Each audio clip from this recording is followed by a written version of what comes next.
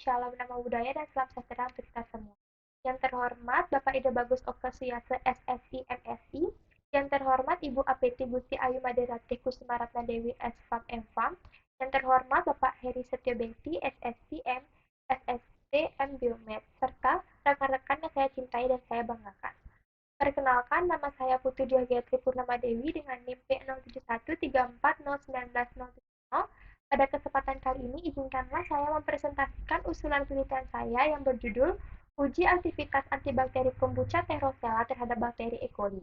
Adapun pembahasan kita kali ini yakni dimulai dari latar belakang, tinjauan pustaka, kerangka konsep, dan yang terakhir adalah metodologi penelitian.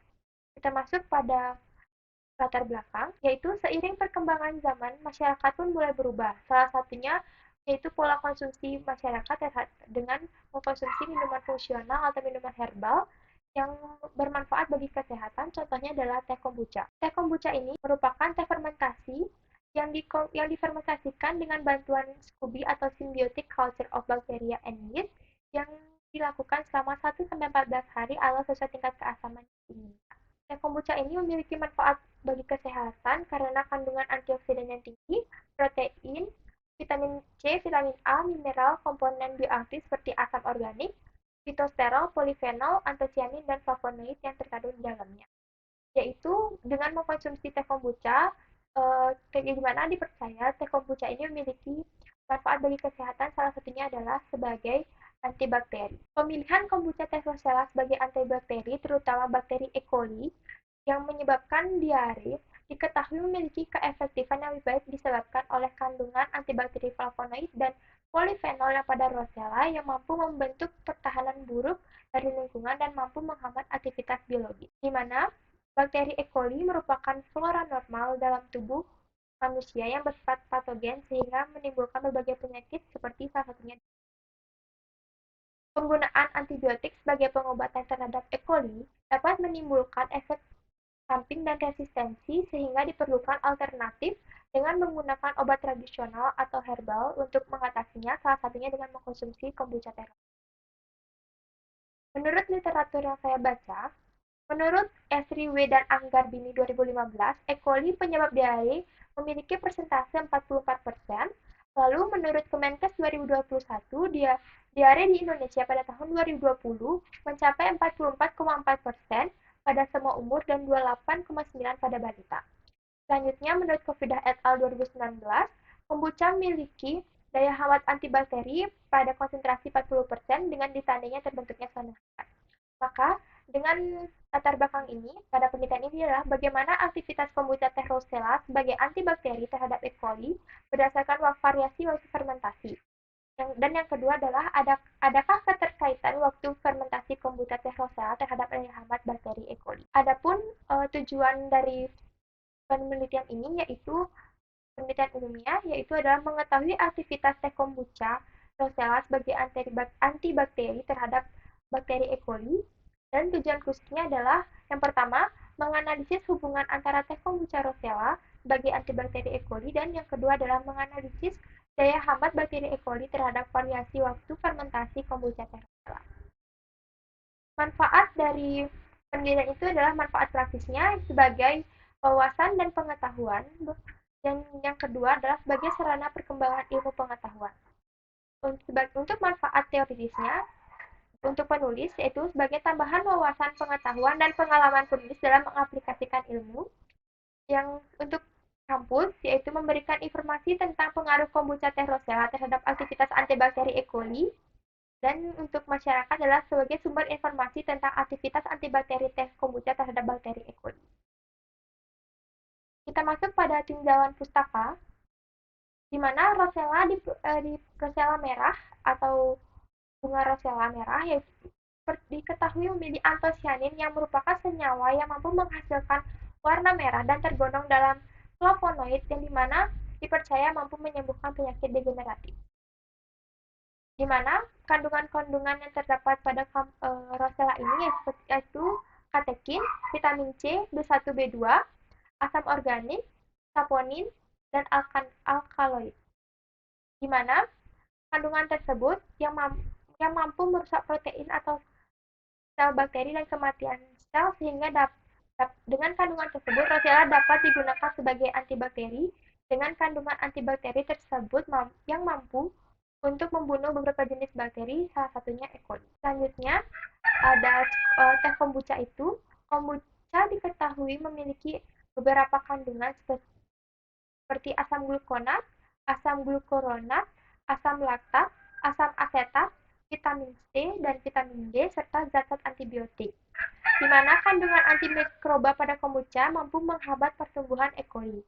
Kombinasi asam glukuronat dan asam laktat dalam kombucha sangat efektif untuk menghancurkan mikroorganisme seperti bakteri, virus, dan jamur. Selain itu, asam asetat yang terkandung dalam kombucha diketahui mampu menghambat dan membunuh sejumlah bakteri seperti bakteri gram uh, positif dan bakteri gram negatif. Adapun proses fermentasi kombucha itu yang pertama ada pertumbuhan kamir, lalu selanjutnya ada perubahan kandungan gula, produksi etanol, dan perubahan asam organik. Aktivitas antibakteri. Keberadaan antibakteri sebagai zat pengganggu yaitu pertumbuhan atau mematikan bakteri dengan cara mengganggu metabolisme mikroba yang merugikan. Keberadaan mikroorganisme sangat berbahaya karena dapat menginfeksi dan menimbulkan penyakit. Menurut Pangestu 2017, uji aktivitas antibakteri dilakukan agar diketahui senyawa kimia terhadap bakteri, menentukan konsentrasi suatu antibakteri, serta kepekaan suatu antibiotik terhadap konsentrasi-konsentrasi obat. Adapun diameter zona bening daya hambat antibakteri menurut CLSI seperti yang ditampilkan. Selanjutnya masuk pada kerangka konsep. Bisa dilihat pada slide kerangka konsep pada penelitian ini. Lalu hipotesis pada penelitian ini adalah perbedaan daya hambat dari kombucha rosella dengan variasi waktu fermentasi hari ke-6, hari ke-8, dan hari ke-10, hari ke-12, dan hari ke-14 terhadap bakteri E. coli.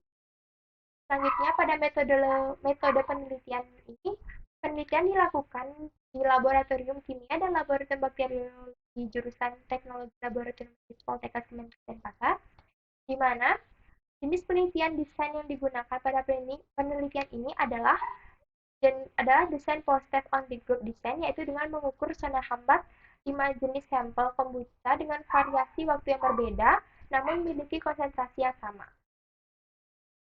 Teknik sampling pada pengambilan sampel ini adalah purposive sampling, yang dimana Rosella didapatkan pada kelompok tani di wilayah Denpasar dan bibit kombucha didapat dari wikikombucha.id.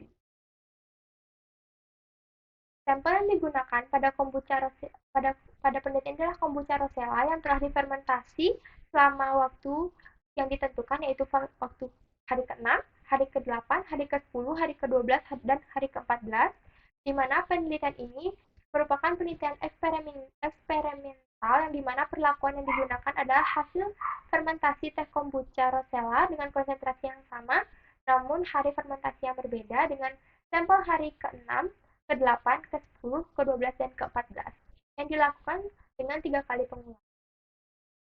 Lalu, untuk analisis data digunakan dengan aplikasi SPSS, yaitu yang pertama untuk menguji data pendistribusi normal atau tidak digunakan uji Shapiro-Wilk, yaitu untuk apabila data berdistribusi normal digunakan uji one-way ANOVA. Apabila data berdistribusi tidak normal digunakan uji Crucial-Wallis, dan yang terakhir adalah untuk mengetahui perbedaan signifikan zona hambat antara masing-masing variasi waktu kombucha rosella terhadap E. coli digunakan uji LSD. Lanjut pada proses penelitiannya. Yang pertama kita melakukan pembuatan teh kombucha rosella, yang dimana diambil sampel pada hari ke-6, 8, 10, 12, dan 14. Dilanjutkan dengan analisis kadar pH untuk menguji perbedaan pH pada hari-hari fermentasi tersebut. Dilanjutkan dengan membuat media MHH untuk sebelum kita melakukan uji antibakteri, dan selanjutnya yang terakhir adalah uji antibakteri terhadap bakteri E. coli. Sekian presentasi yang dapat saya sampaikan. Mohon maaf bila ada kesalahan kata. Saya tutup dengan parameter. Om Santi Sandi Sandi Om. Wassalamualaikum warahmatullahi wabarakatuh. Shalom nama budaya dan salam sejahtera untuk kita semua.